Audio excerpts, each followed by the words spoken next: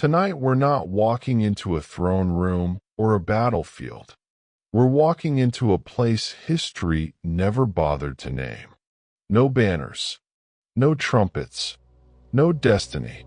Just a village that doesn't exist on any map, tucked between two low hills and a strip of forest that looks the same no matter which century you're standing in. If this kind of slow, quiet history helps you fall asleep, you're in the right place. You don't have to do anything. No quests, no choices. Just listen, breathe.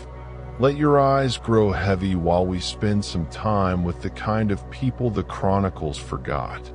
Because tonight's story belongs to you. Not you as a hero or a chosen one. Just you as a medieval peasant who will be born, live, work, worry, love a little, suffer a lot, and die, all within a few thousand steps of the same crooked door. In the morning, there is no alarm. There is your father's cough, the soft clatter of a pot you recognize by sound alone, the weight of someone's elbow in your ribs because the bed is too small and the family is too large. The first thing you see each day is the roof. It looms above you, close enough that you can count the small holes where the light leaks through. You know every gap in the thatch the way other people might know constellations. That thin streak near the corner where the smoke curls out. The one stubborn patch that always drips in the same place when the rain is heavy. The bed is straw mostly.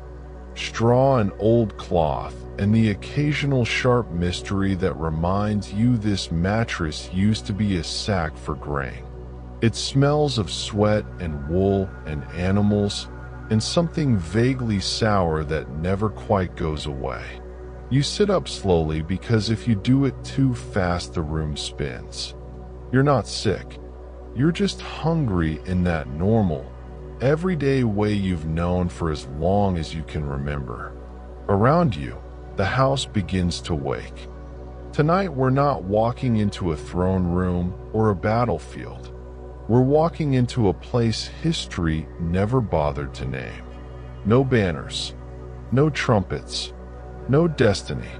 Just a village that doesn't exist on any map, tucked between two low hills and a strip of forest that looks the same no matter which century you're standing in. If this kind of slow, quiet history helps you fall asleep, you're in the right place. You don't have to do anything. No quests, no choices. Just listen, breathe. Let your eyes grow heavy while we spend some time with the kind of people the chronicles forgot. Because tonight's story belongs to you. Not you as a hero or a chosen one. Just you as a medieval peasant who will be born, live, work, worry, love a little, suffer a lot, and die, all within a few thousand steps of the same crooked door. In the morning, there is no alarm. There is your father's cough, the soft clatter of a pot you recognize by sound alone, the weight of someone's elbow in your ribs because the bed is too small and the family is too large. The first thing you see each day is the roof. It looms above you, close enough that you can count the small holes where the light leaks through. You know every gap in the thatch the way other people might know constellations. That thin streak near the corner where the smoke curls out. The one stubborn patch that always drips in the same place when the rain is heavy. The bed is straw mostly. Straw and old cloth, and the occasional sharp mystery that reminds you this mattress used to be a sack for grain. It smells of sweat and wool and animals, and something vaguely sour that never quite goes away. You sit up slowly because if you do it too fast, the room spins. You're not sick. You're just hungry in that normal, everyday way you've known for as long as you can remember. Around you, the house begins to wake. The ceiling is low enough that your father's head knows exactly where to duck. The air smells of smoke that never quite leaves, of wool that never quite dries, of stew that never quite finishes. The hearth is more important than any person. It sits in the center of the room, stones blackened, iron pot suspended, coals never fully dead. As long as the fire lives, you do too. Animals share the space. A hen might strut in like an unwanted guest. A cat appears when it smells a mouse or the possibility of one. If your family is lucky, there is a cow in the pen attached to the house, close enough that you can hear her shift at night. You once heard that rich people built their houses in stone. You tried to imagine a wall that didn't bend when the wind pushed on it, a roof that didn't whisper under the rain, a door that closed all the way. It felt as unlikely as a story about saints who never got cold.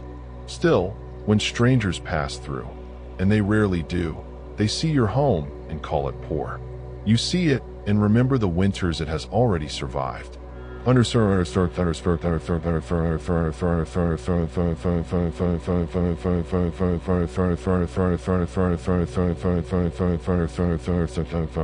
Underscore. You don't know what year it is. You know what season it is, though. Your body knows. In spring, your hands itch to hold a hoe again. The soil is soft and cold, the color of something that might forgive you if you treat it right. The fields are not neat rectangles. They twist, following old decisions made by people whose names no one remembers. You know every bump and hollow, where the water always lingers, where the frost bites last. You help sow.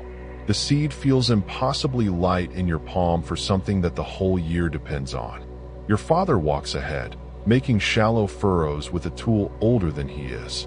You follow, scattering seed in an arc that is almost muscle memory now. Not too thick, not too thin. You whisper a small prayer without thinking about it. Not a grand prayer. No Latin. No promises. Just a simple, wordless plea to anything listening. Let some of this grow. You've seen what happens when it doesn't. You were younger then, but you remember. You remember the way the adults stopped joking. How the loaves got smaller. How the pot on the fire started to hold more water than anything else. How your mother started cutting her own portion in half and pretending she'd already eaten. You remember the graveyard filling faster than usual.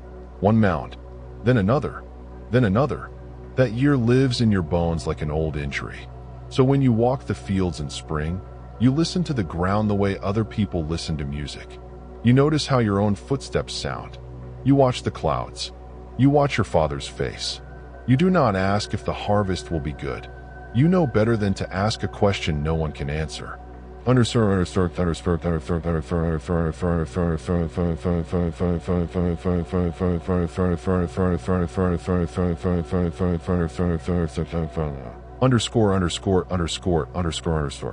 Days are not measured by clocks.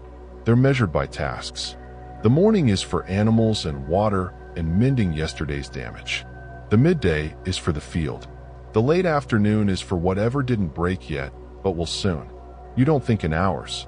You think in before the sun reaches that tree and after the shadows touch the well.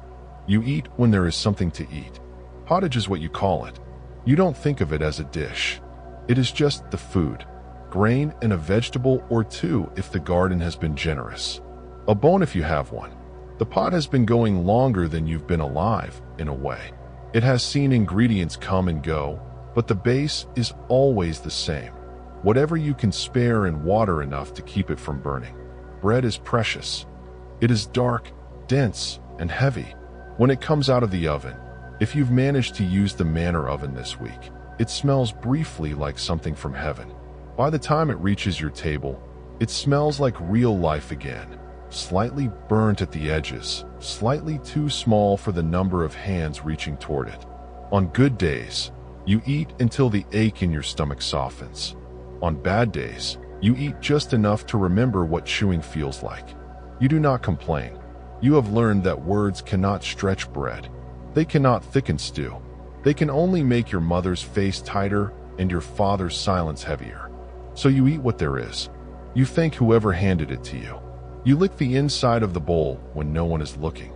You sweep the crumbs from the table into your palm like treasure. You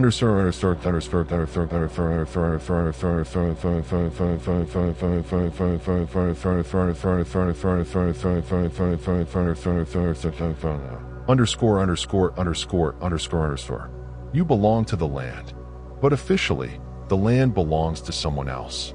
His name is not written anywhere you can read, but you hear it often enough in the muttered curses of your neighbors. He lives on the hill beyond the last field, in a house that looks less like it might fall over tomorrow. You have seen it once, from a distance. It has more windows than feels strictly necessary. Its roof doesn't sag in the middle. There is a fence that exists not to keep animals in, but other people out. You don't hate your lord exactly. You don't know him enough for that. What you know is a steward. He wears better shoes than anyone in the village and never seems to get mud on them. He carries a list in his head and sometimes on a scrap of parchment. He always knows how many chickens you had last year. He always notices when you have fewer sacks of grain than you should. You owe him days of work on the domain, the Lord's own fields. You owe him grain and eggs, and sometimes a pig. You owe him respect because not owing him respect is dangerous. You've heard of other villages where someone refused. The stories never end well. Still, there are small rebellions. A little barley set aside in a hidden pit. A chicken that died suddenly, instead of being counted for tax. Work done slowly on the Lord's land when your own field needs you more.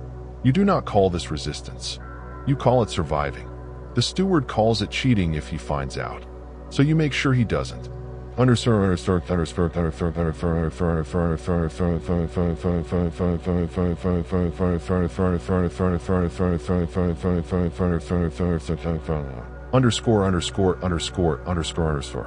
You have never seen the sea. You have never seen a city. You have never seen anyone wear silk. You have seen scars, though, on your father's hands, on your neighbor's face, on your own knee where you fell on a hidden rock years ago, and it never quite healed right. Travel is a rumor here. You've heard about men who went with a lord's soldiers once, years ago. Some came back with coins that vanished quickly. Some didn't come back at all. Their names are still known, in the way that names are, by where they used to stand in church and whose fields they worked. The idea of just leaving feels as strange as deciding to stop the rain. Where would you go? How would you know the way? Who would feed the animals while you were gone? What would the steward say when he came with his list and found you missing? You know there are roads. You've walked bits of them when you had to go to the market in the next village. But roads are not invitations here. They are warnings. Bandits, strangers, hungry men with nothing left to lose. You might think about leaving sometimes, late at night when everyone else is asleep and the room is full of other people's breathing. You imagine walking and walking until the fields end and the world becomes something else.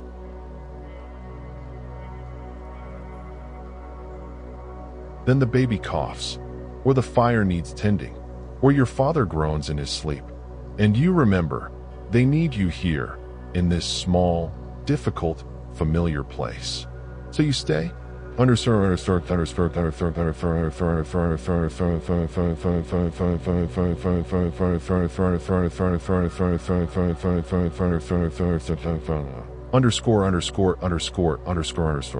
You see death more often than you see a priest. Not because the priest is lazy. He has 3 villages to tend and only 2 feet. He comes as often as he can, but the dead do not wait for his schedule. You've watched more funerals than feasts. They are short, not because the dead didn't matter, but because the living are busy. A body wrapped in a simple shroud. A hole in the earth that looks too small from a distance and too big up close. A few words in a language you don't understand, spoken by a man who shifts his weight from one foot to the other because his boots are worn thin. Sometimes the dead are old. More often, they are not. A child who never quite recovered from a cough. A woman who bled too much after childbirth. A man whose leg never healed straight after a fall from a cart. You learn early that grief has to fit inside the hours between chores. You cry while you cut wood. You remember while you weed. You pray while you weed, too, though you're never sure which one you're doing more of. And yet, life goes on with a stubbornness that feels almost impolite. The day after a burial, the chickens still need feeding. The field still needs hoeing. The steward still expects his due. You might think this would make people hard. It doesn't. It makes them careful. Careful with words. Careful with promises. Careful with hope. But never quite done with any of them. The church is not in your village. It's a walk away, which means every visit is a small pilgrimage, whether you think of it that way or not. You go on Sundays when you can, not because you fully understand what's happening, but because not going feels like inviting trouble. Divine trouble, human trouble, both are bad. The building itself is mostly stone, which is enough to make it feel like another world. The floor is cold under your feet, even through your shoes. The air smells of incense and damp and old, tired candles. The priest stands at the front, back turned, speaking in a language no one else uses for anything. You know bits of it by sound. Words that mean Lord and Holy and Mercy. You don't need a translation to understand the tone when he speaks of sin or the way his voice softens over the dead. You stand, you kneel, you cross yourself, you mumble the responses you've learned by listening. Faith is not something you explain here. It is something you do because everyone else is doing it, and because the world is frightening enough without offending the one thing that might have power over everything. The church takes, it's true, 1/10 of your grain, a share of your wool, coins if you have them, which you rarely do. But it gives, too, in its own confusing way. It gives structure to your year. Feast days when work slows and food is just a little better. Fast days when you pretend the hunger is holy instead of simply unavoidable. It gives meaning to disasters. The storm was punishment. The good harvest was a blessing. The long winter was a test. It isn't always comforting, but it is a story that makes more sense than silence. Illness is not an event. It's a background noise. Coughs that never fully vanish. Rashes that appear and disappear like unwanted guests. A fever that walks through the village, visiting one bed after another. You don't understand disease, not really. You know that bad smells are dangerous. You know that some water makes you sicker than your thirst. You know that crowded rooms in winter turn small coughs into big ones. You've heard the word miasma from the priest once. It means bad air. You decide that sounds accurate enough. There is a woman in the village who knows herbs. No one calls her a doctor. She is simply and who knows plants. If a cut looks angry, she chews leaves and presses them against the wound.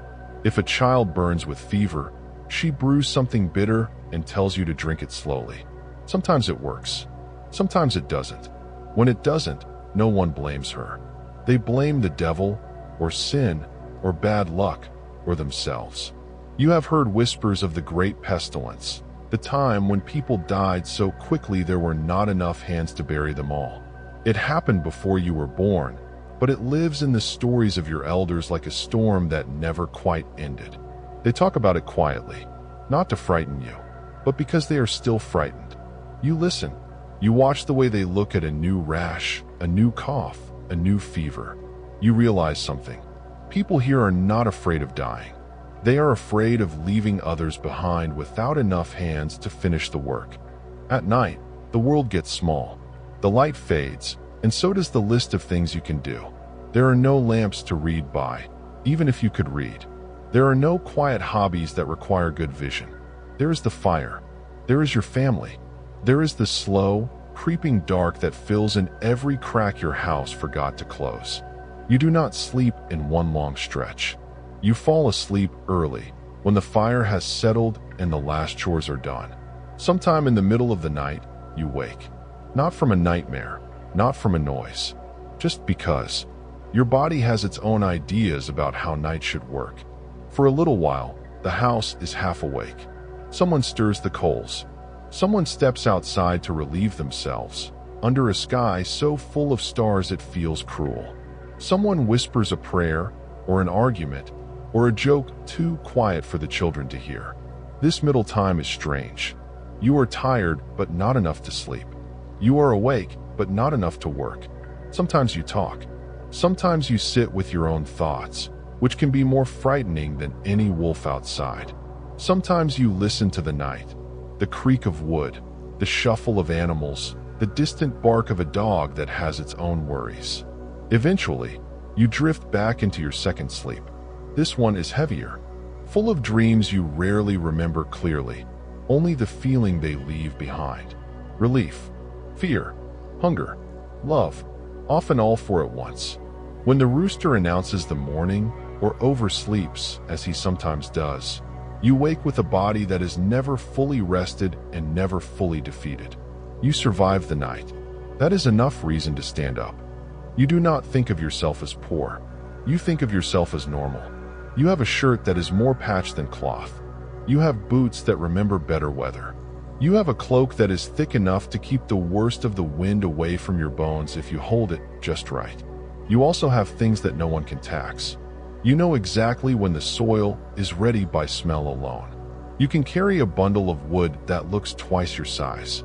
You can tell who is walking outside your house by the rhythm of their steps. You know which neighbor will help mend a fence for free and which one will do it for the price of a favor owed. You know who sings when they think no one can hear. You know who always pockets an extra onion and who always pretends not to see. You have a place in the web of your village. Not a title, not a rank, just a space shaped exactly like your absence would be if you were gone.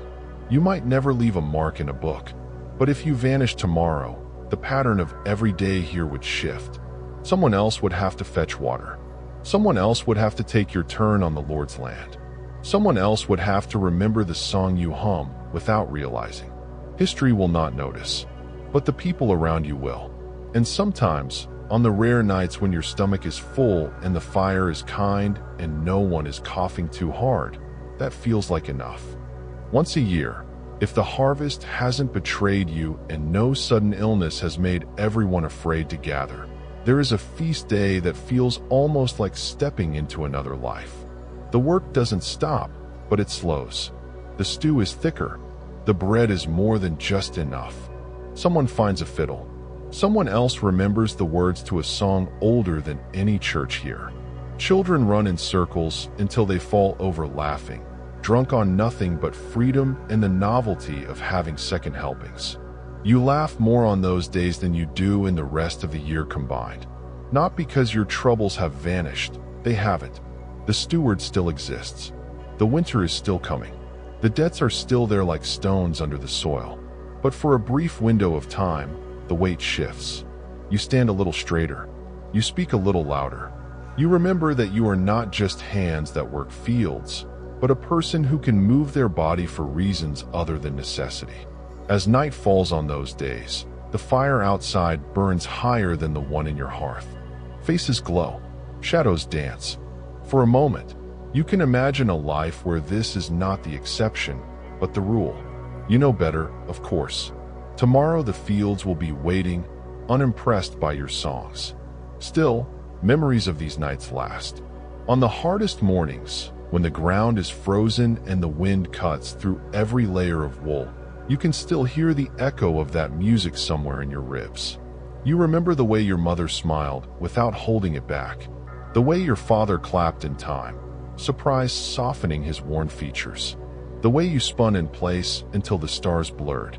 You tuck those moments away like hidden bread, not enough to live on, enough to keep going.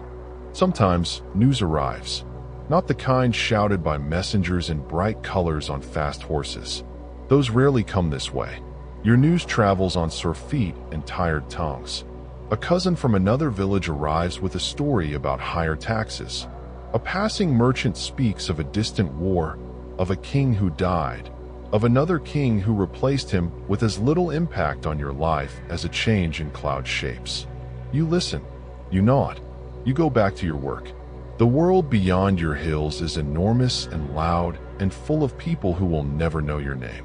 It is also, in a strange way, imaginary. It might as well be a story about giants or talking birds. Here, your world is smaller and much more real. A neighbor's cow falls sick. This matters. The mill breaks. This matters a lot. The steward's son is kinder or crueler than his father. This matters more than the politics of a kingdom you'll never see. If someone were to ask you what is happening in the world, you'd answer honestly. The rye is doing better than last year. Old Martin's leg is worse.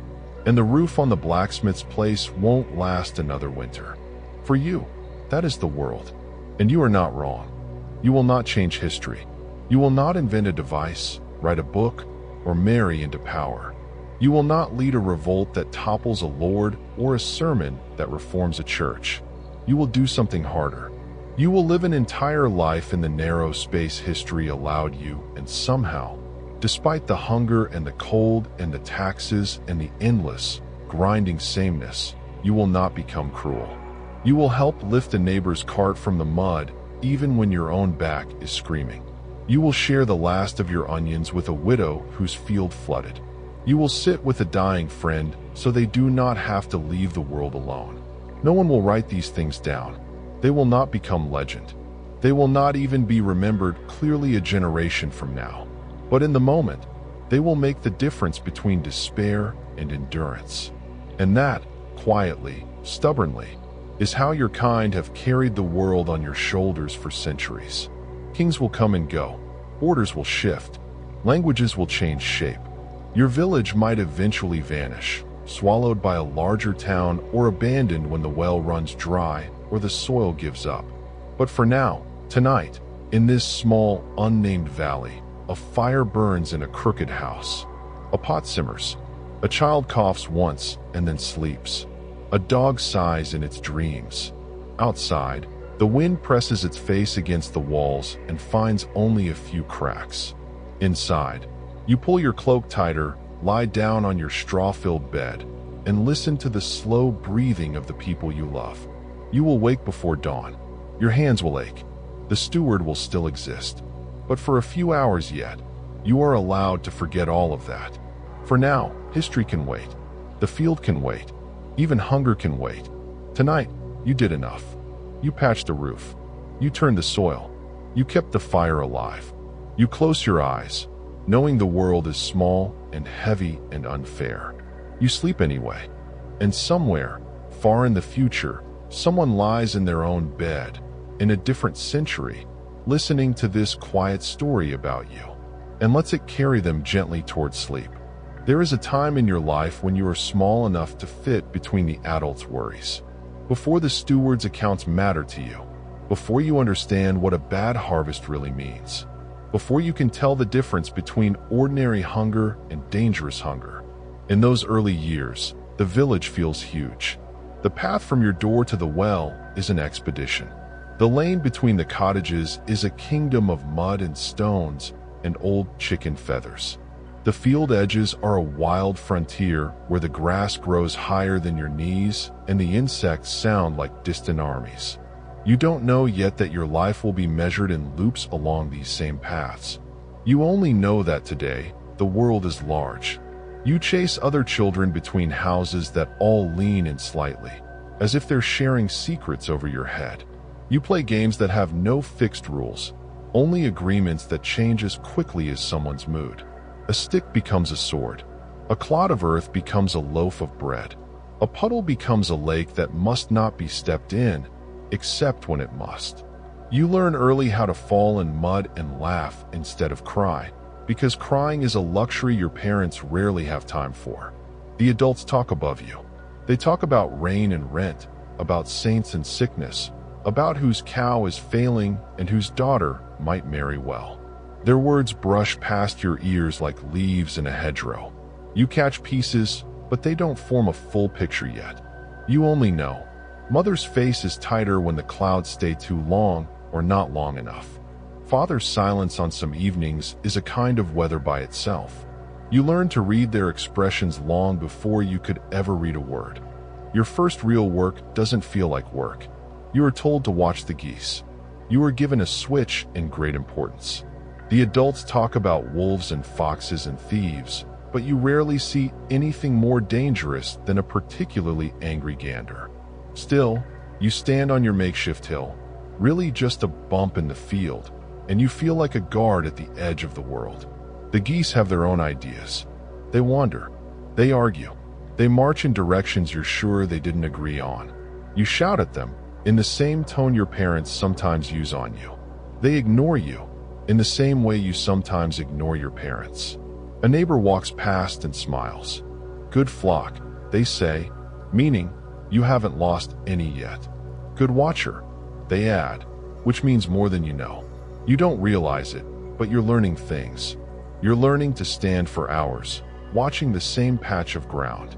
You're learning to notice small changes, the way the wind shifts, the way clouds gather, the way animals go still when something is wrong.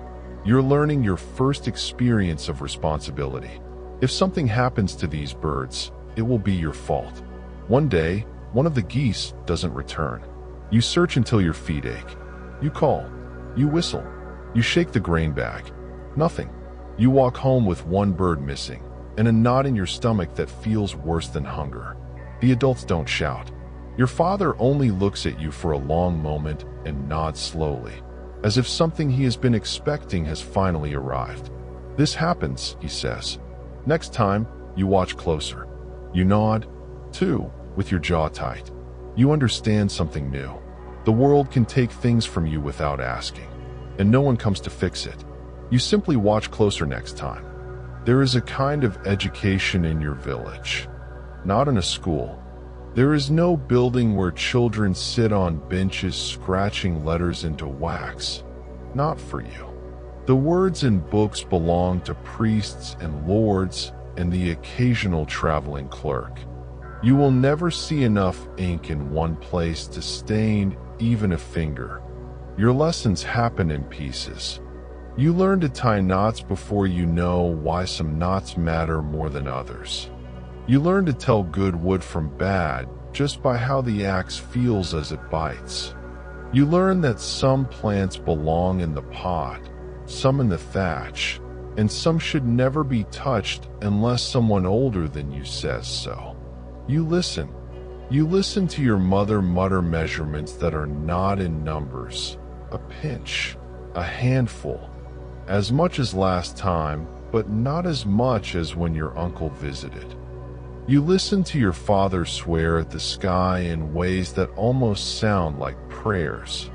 You listen to the old people repeat stories whose endings you already know, because you've heard them a dozen times. You don't interrupt. You don't correct. You understand that stories are not just entertainment here. They are storage, the only kind your people have. In those stories are warnings. A man who cheated his neighbor and died alone. A woman who mocked the saint's day and lost her harvest.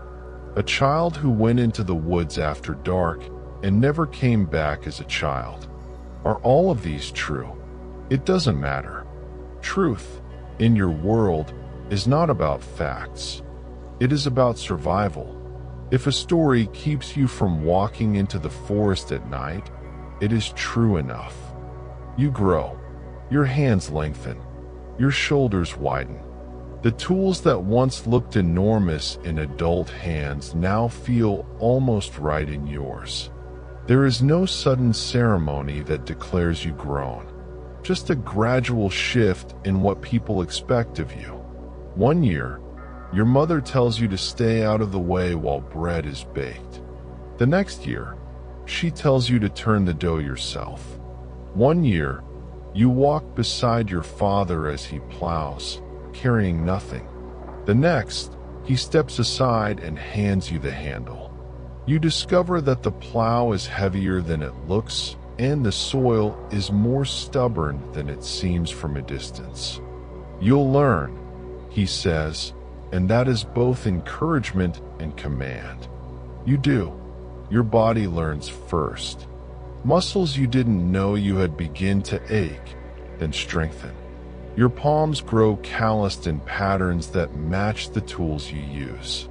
Your back complains each night, and then, slowly, stops complaining so loudly. You begin to think in seasons more than in days. This is the time for sowing. This is the time for weeding. This is the time for cutting and binding and hoping the sky doesn't betray you. The year becomes a circle. Every task returns, changed only by who is still alive to do it. Love, in your world, is not a story written in poems. It's quieter than that. It looks like two people bending over the same field row, handing tools back and forth without speaking. Like a bowl of soup passed to someone else first, with the best chunk of turnip hidden at the bottom. Like a cloak silently draped over someone's shoulders while they sleep sitting up, because there was too much to do to lie down. You do not choose from 1,000 faces. You know the possibilities from childhood. The girl who used to steal your reeds at the stream. The boy who once pushed you into a puddle and then pulled you out. The neighbor's child who always shared apples when they had them. Marriage is half emotion, half logistics. Who has land? Who has a cow? Who has debts? Who can join whose household without everyone starving? The elders talk. Parents talk. The priest talks. You hardly talk at all, but you notice small things. How their hands move when they work. How they laugh, whether it comes out sharp or soft. Whether they kick the dog or call it over. One evening, arrangements have been made around you, like furniture moved quietly in the night. You stand in front of the priest with someone whose breath you can feel on your shoulder, and you repeat words you barely understand but fully accept. You are now bound, not just to each other, but to each other's work, each other's worries, each other's families, each other's futures. Later, there will be moments when you wonder what life might have been like with someone else, somewhere else. But those moments are like sparks from the fire, visible, brief, then gone. Mostly, you have no time for wondering. You have chores. Children come, not all at once, not all successfully. The first time a baby cries in your house, the sound cuts through you like winter wind. You have heard babies cry before, of course, but this one arrives with a weight that is heavier than their body. Responsibility, fear, hope, all wrapped in thin cloth. You are amazed at how small their fingers are. You are terrified by how strong their grip is. They clamp onto your thumb and refuse to let go, as if they already know how easily the world can take things away. You learn new sounds. The difference between "I am hungry" and "I am in pain." The difference between "I am merely annoyed" and "I cannot breathe." You learn to sleep in fragments again, like you did as a child. Only now you are the one getting up in the dark, stumbling across the uneven floor, checking that the small chest rising and falling near the hearth is still rising. Sometimes children do not stay. Fevers come swiftly. Coughs deepen overnight. A small body goes limp in your arms in a way that yours never will forget. There is a kind of silence in the house afterward that no words can cross.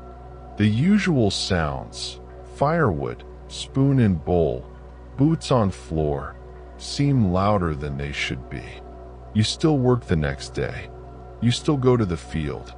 You still answer when the steward calls your name. But something in you has shifted, as if a support beam in your chest has cracked. The world does not stop for your grief, so you learn to carry it while you walk. And when another child arrives, you love them knowing fully, painfully, how easily they might vanish. You choose to hope anyway. That choice, in a life like yours, is a kind of bravery no song ever praises. Your village has rules, though few of them are written. Some are obvious. You do not steal from your neighbor because tomorrow you might need their help to lift a beam or share a loaf. You do not insult the priest to his face because you need him when the baby is born, when the marriage is blessed, when the dying need oil and prayers. Some rules are quieter. You don't talk too loudly about how unfair the steward's demands are, unless you're surrounded by people you trust completely. You look away when someone quietly keeps back an extra handful of grain, because you know you might need the same mercy someday. Disputes happen, of course. A boundary between fields walked slightly differently this year. A pig that finds its way into the wrong garden. A cart borrowed and returned broken. The first court is the lane. People talk. They compare stories. They try to solve it with words and bread and apologies. If that fails, then comes the manor court. You stand in a group outside a larger building than you will ever own, waiting your turn like children in front of a strict parent. The Lord might be there, but more often it is his steward or his reeve. They listen. They frown. They consult a memory of rules you've never seen written down. Sometimes the judgment feels fair. Sometimes it doesn't. Either way, you accept it because the alternatives, violence, exile, vendetta, are more dangerous than swallowing your anger. Punishments are usually fines. More grain taken, more days of labor, less margin between you and hunger. Physical punishments happen, too, but not as often as stories might claim. A beating here, a stint in the stocks there. They are as much performances as penalties, reminders to everyone watching that the line exists and that crossing it is expensive. You learn to live along that line, toes close but not over. Folk beliefs weave through your days like invisible threads. Officially, the priest's word is law about heaven and hell, sin and forgiveness. Unofficially, the village has its own spiritual landscape that overlaps with the church but does not perfectly align. You cross yourself when you pass the old oak at the edge of the field, not because the priest said to, but because your grandmother did and her grandmother before that. You spit once over your left shoulder when you say something hopeful, to keep the spirits from hearing and spoiling it out of spite. You mutter charms under your breath without thinking. Saint so-and-so guard us. Mixed with Old Mother of the Hill, keep the frost away. You're not entirely sure who you're addressing, but you aren't about to stop. On some nights, stories come out like steam from the pot. Ghosts on the road. Lights in the marsh that lure travelers astray. A black dog that appears before someone dies. Seen by someone's uncle's cousin, twice removed. You listen, half skeptical, half convinced. Because the world you live in is already strange. Seeds become food. Milk becomes cheese. Lightning sets trees on fire from a clear sky. If that can happen, why not ghosts? Fear, in your life, is practical. You fear bad weather, bad harvests, bad taxes, bad illnesses. You fear wolves for what they can do to the sheep. You fear a visit from the steward in a bad mood more than you fear any storybook monster. But on the coldest nights, when the wind sounds like voices and the fire burns low, you still pull the blanket up a little higher and make sure your feet are not pointing straight at the door. Just in case. Time passes, and you do something almost no one will ever give you credit for. You become good at your life. You know exactly how much grain to scatter for the chickens so they're fed but not spoiled. You know how deep to drive the plow when the soil is damp versus when it's dry.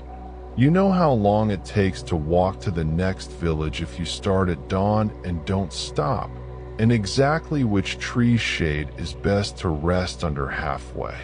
You can look at a cloud and guess whether it means a light shower that will help the fields or a storm that will flatten them.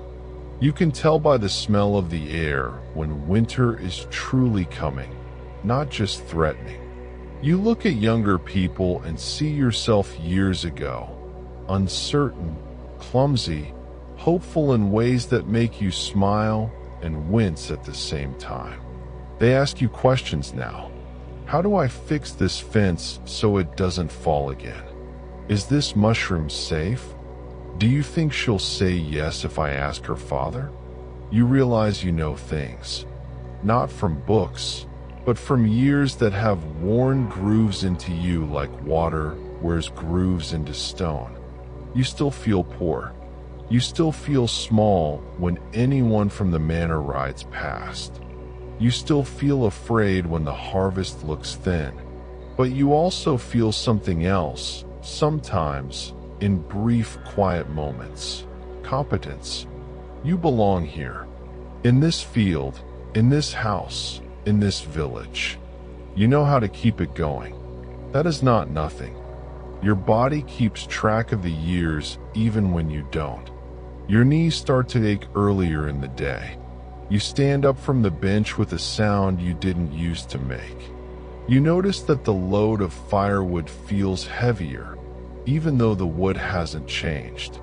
You're not old yet, not the way the truly old are, with their hands that shake and their eyes that squint at everything. But you're no longer young, either. Your strength is deeper now, but it doesn't come as quickly as before. It recovers more slowly, like a careful animal wary of being hunted. You look at your children, if you have them, and realize they are doing the jobs you used to do. You give them advice.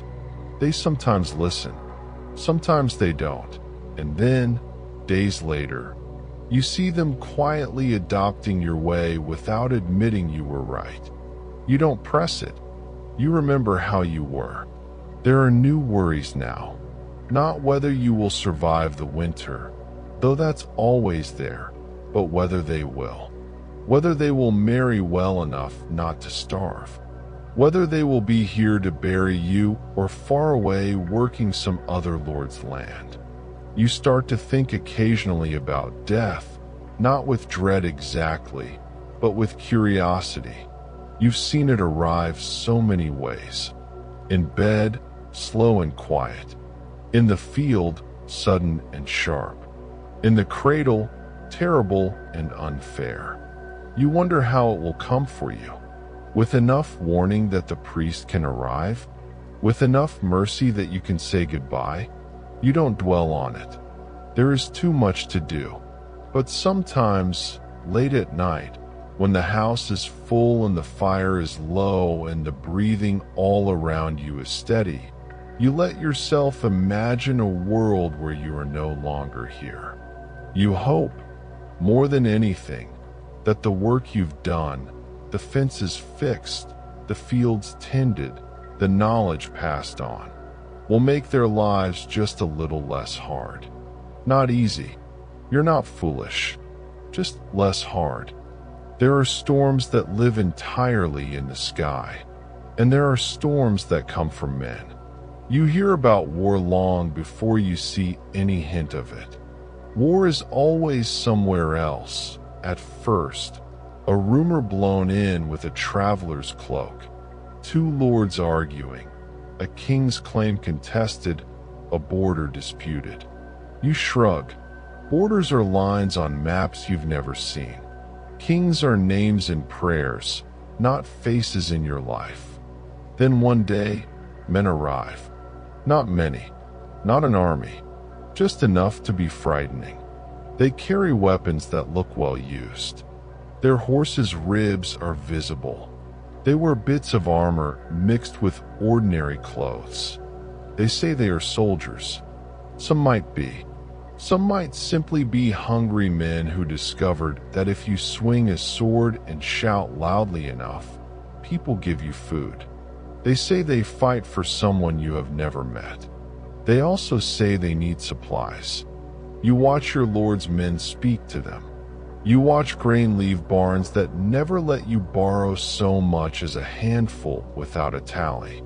You watch the soldiers glance at your cottages with a look that makes your skin tighten. Then, as quickly as they came, they move on. You stay. You are left with less food, more fear, and a new crack in your understanding of how untouched your village truly is. You tell yourself that war is still a distant thing, something that happens between important people. But you also know now that its hunger can reach farther than you thought. On some evenings, when the day's work is finally done and there is nothing left to mend that won't wait until tomorrow, stories return. They are different now. Once, you listened to them as a child, head tilted, believing that the boundary between magic and reality was thin and flexible. Now, you listen as someone who has seen enough of life to know that reality is strange enough on its own. Still, the stories help. They talk of saints who walked barefoot on snow and did not freeze. Of local heroes who tricked cruel stewards into lowering rents. Of animals who spoke wise words when humans would not listen to each other. You know these things didn't happen, not exactly as told. But somewhere inside the exaggeration is a wish that justice might exist somewhere, somehow, even if only in stories.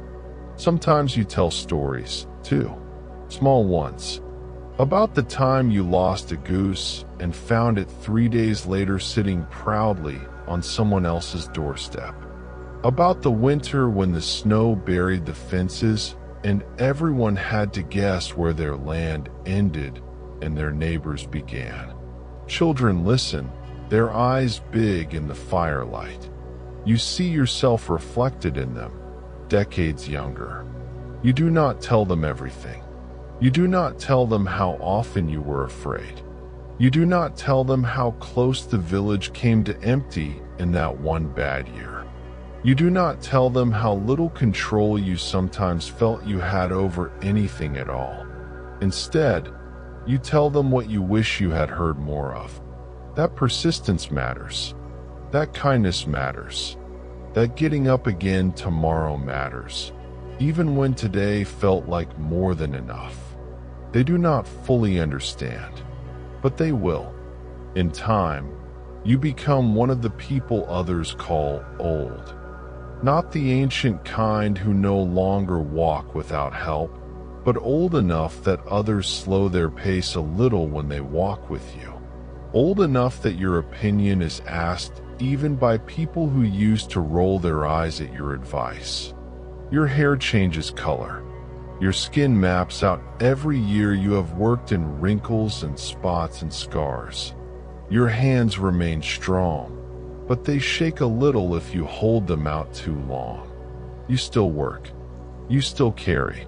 You still help in the fields, though now you take more frequent rests and pretend it's to watch how the younger ones are doing. Inside, you feel both younger and older than your body. You remember being a child chasing geese, clearly enough that their feathers almost brush your fingers again. You remember each famine, each fever, each funeral. You also remember each small joy, a year when the harvest was good, the rare day when your stomach was full before the pot was empty, the sound of a baby's first laugh in your house, the one time the steward admitted he was wrong. You have lived long enough to see the village shift subtly. Houses collapse and are rebuilt. Names disappear from the lane and reappear on the lips of children who inherit them. Old paths grow over, and new ones are worn into the earth. The manor changes hands. A new lord rides in with colors you haven't seen before, and for a few seasons, everyone watches nervously to see what kind of man he will be. The church gets a new priest. You miss the old one's voice, even if he did sometimes speak more about sin than mercy. The world changes in small, persistent ways, but the rhythm remains. The sowing, the reaping, the birth, the death, the laughter around the fire, the worry under the stars. You realize something quietly astonishing. You have outlasted people who had power over you. The steward who once counted your chickens is now a story. The lord who once could have you punished with a nod is a name carved in stone you rarely visit. The king whose war stole your grain is a memory in someone's song. You are still here, not because the world was kind, but because you refused to leave it early.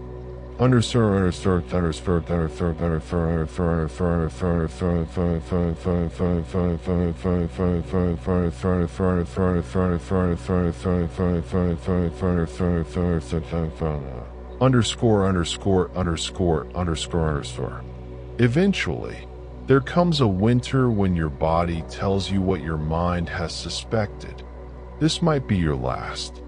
You feel it in the way your chest tightens when you walk from the hearth to the door, in the way your breath fogs in the cold air and doesn't quite clear fully afterward, in the way your bones ache not just in bad weather, but in all weather. You do not announce it. You simply move a little slower and notice that others subtly move faster around you, taking tasks from your hands before you can insist on doing them anyway. You sit near the fire more often. You find yourself watching people the way you once watched geese, alert, observant, knowing you cannot control them, but deeply invested in where they go. You see your children, now no longer young. You see their children, who look at you with a mixture of curiosity and fear, as if you have one foot in a world they cannot yet see. They ask you questions. What was the worst winter you remember? Did people really starve? Is it true you walked to the town with the stone bridge? Did you ever see soldiers? You answer slowly, not because you cannot remember, but because you are choosing which memories to give them. You do not lie, but you choose your truths carefully. You tell them that yes, winters were hard, that sometimes people did starve, that you saw things you wish you hadn't. You also tell them that people shared what they could, that sometimes a neighbor's generosity kept a family alive, that the village survived those years, and so might they in there. You bless them in ways you don't have words for, with your eyes, with your hands on their heads, with the way you listen. There comes a night when the fire is low, and the air feels strange, like the pause between a question and an answer. You feel tired in a way that sleep doesn't quite fix. You felt tired after long harvest days, after illness, after childbirth, after funerals. This is different. This is a tired that feels like a door. You ask, quietly, for the priest. Someone runs to fetch him in the dark. He comes, breathless, robe hastily thrown over whatever he was sleeping in. He brings his small bottle of oil and his worn prayers. He speaks Latin over you, but you hear the meaning in his tone: release, forgiveness, passage. Your family gathers. Their faces blur a little in the half-light. You see worry, love, fear, all wrapped together. You reach for a hand, any hand, several close around yours at once. You are not afraid, or not exactly. You are sad to leave them to a world you know is hard. You are relieved not to have to lift any more sacks of grain. You are curious about the answers to questions the priest could never fully explain. You breathe in smoke, wool, damp earth, the familiar smells of your entire life, and you let them go.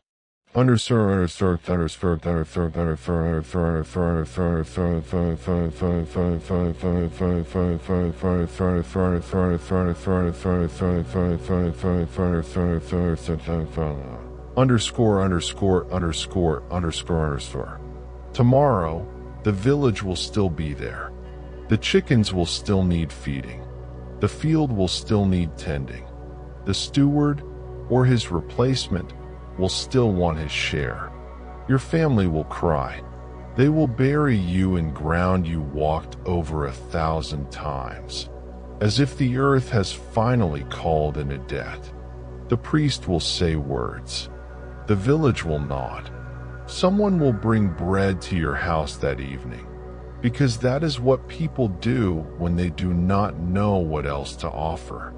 After a few years, you will be a story. Do you remember how they could tell the weather by the smell of the wind? Do you remember how they always gave the best piece of meat to someone else? Do you remember how they used to sing when no one was listening? After a few generations, even those details may blur. Your name might live in a child's name, or on someone's lips when they point to a patch of field and say, "That used to belong to," and then forget how the sentence ends. History will not record you. No chronicle will list your birth or your death. No scholar will debate your choices centuries from now. You will not appear in any tapestry or painting. But the world you carried on your back, the small, heavy world of your village, would not have survived without you. You sowed fields you did not own. You paid taxes you could barely afford. You fed children who will someday do the same. You laughed when laughing seemed almost criminal. You loved when love was dangerous because loss was so common. You hoped when hope was the most fragile thing you owned. And now, far in the future, someone listens to your life as they lie in their own bed, in a room warmed by things you could never imagine: glass windows, steady light, roofs that rarely leak. They listen to your quiet, unrecorded story and feel their own worries shrink just enough to let sleep in. They realize that their life, with all its noise and strain, is built on the invisible work of people like you. People who endured. People who kept the fire going. People who never saw themselves as important, and were, in the most fundamental way. So as their eyes grow heavy and their breathing slows, your world and there's overlap for a moment. A crooked cottage, a low fire, straw under your back, the sound of your family breathing around you, the weight of one more day survived. And across centuries, with no titles, no monuments, no glory, your quiet strength does what it has always done. It carries someone else through the night. Dawn comes quietly. It always does, but this morning the quiet feels heavier, as if the air itself is trying not to disturb the grief inside your home. The village wakes one cottage at a time, roosters crowing, dogs stretching, the clink of metal on wood. But the sounds seem muffled, respectful. Inside your house, no one has slept properly. Your family sits near the dying fire. They speak very little. Every word seems too loud, too sharp. Someone tries to rekindle the flames, but the wood refuses to catch it first, as though it knows the warmth it gives will not reach you anymore. Your cloak still hangs on its peg. Your shoes still sit by the door, dust on the toes. Your bowl still rests where you last left it. Grief is made of ordinary objects suddenly changed. Outside, neighbors begin to gather. No one knocks. They simply stand near the door, offering their presence the way people who have very little learn to offer comfort. One woman brings bread. Another brings broth. A man brings wood, though he chopped it with trembling hands because he couldn't quite believe the news when it reached him. No one says the usual polite lines. They say, "Let me help. I'm here. What do you need?" They say your name softly, as if afraid it might crack if spoken too loudly. In a world where labor rules every hour, funerals must be simple. The priest arrives, breath visible in the morning air. He carries the same small book and the same worn stole he has used for decades. Your family wraps your body in cloth that smells faintly of smoke and lavender. They lower you into the ground with hands that have dug and sowed and harvested the same soil all their lives. The earth is cold. Your children, the ones who lived long enough to stand, take turns with the shovel. Their hands shake, not from the weight of the dirt, but from the knowledge that this is the final task they can ever do for you. The priest speaks Latin words. The villagers bow their heads. The wind picks up briefly, as if to carry the last of your breath away. Then, as quickly as it came, it passes. Someone places a stone at the head of your grave. A marker, something to say, this person lived. This person mattered. This place remembers. Grief doesn't interrupt work. Your family wakes the next day because the world demands it. Animals still need to be fed. Fields still need tending. Children still cry because they do not understand death fully, only the emptiness it leaves. Your absence is everywhere. The way your tools lean silently in the corner. The patch of earth by the hearth where you always sat. The shallow dent in the doorframe where your shoulder brushed it every day. People try to help. A neighbor takes an extra turn on the Lord's field so your son doesn't fall behind. Someone brings a pot of stew thicker than usual. Someone else repairs the loose hinge on your door without being asked. These gestures are small, but in a world like this, small things keep people alive. At night, your family speaks of you in circles. Do you remember how they always knew when a storm was coming? They could fix anything. They sang when they thought no one was listening. The memories hurt, but they also warmed the room. Weeks pass, then months. The earth softens for planting. The grain rises. The summer heat arrives with its usual threats. The autumn brings harvest. The winter returns with the same cold teeth it has shown every year. Your family adjusts, not because they stop missing you, but because survival forces adaptation. One of your children takes over the tasks that used to be yours. They don't do it as well, not at first, but the land is patient in its own brutal way. It accepts effort even when mastery is lacking. Some evenings, your eldest sits outside staring at the sky. They tilt their heads slightly, the way you did when reading the wind. Without realizing it, they repeat your posture exactly. Grief slowly becomes inheritance. A habit lived again. A gesture passed down. A voice softened by remembering. You had no wealth to leave behind.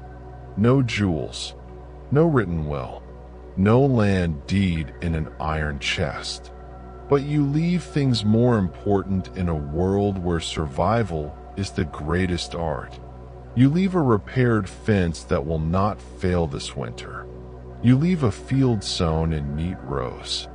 You leave children who know how to care for the earth because you taught them. You leave neighbors who remember your quiet kindnesses. You leave a story that will be told in the winter evenings for a generation or two, until memory fades, but gratitude lingers longer. Your name will not enter chronicles. No monk will copy your life into a book.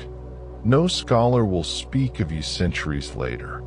But the people who live after you walk the ground you kept alive. They cross bridges you repaired. They wear cloaks mended by your hands.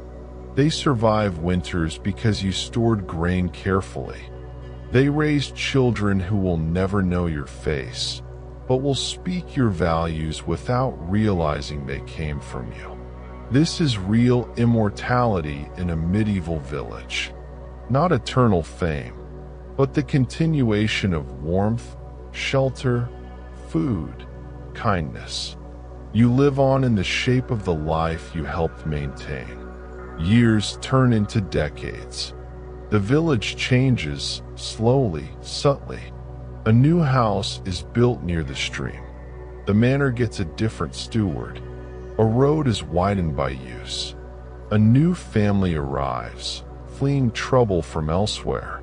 Your great-grandchildren hear your name in stories and ask, "Who were they?" And your family smiles.